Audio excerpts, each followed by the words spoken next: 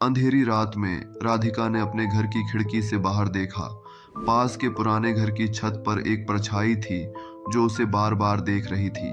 दिमाग में एक अनजानी दहशत थी। उसने अपने पति को जगाया, लेकिन वो गहरी नींद में था। जब राधिका ने फिर से खिड़की की ओर देखा तो परछाई अब करीब थी, जैसे वो उसे बुला रही हो। दिल की धड़कन तेज हो गई।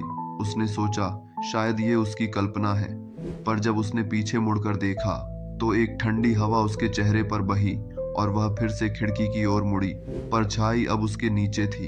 उसकी आंखों में एक लाल चमक थी जो उसे और भी भयभीत कर रही थी। अचानक वो अंधेरे में गायब हो गई। राधिका ने सोचा कि ये सब सपना है, लेकिन जब उसके पति की चीख सुनाई दी तो उसका दिल बैठ गया। वह दौड़ते हुए कमरे से बाहर निकली। पति को बिस्तर पर बेहोश पाया। आसपास सब कुछ सामान्य था, लेकिन एक बात थी जो अजीब थी।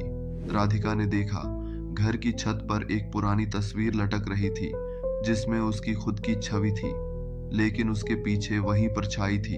अब वो जान गई थी कि वो कभी अकेली नहीं थी और उस परछाई का साया हमेशा उसके साथ था।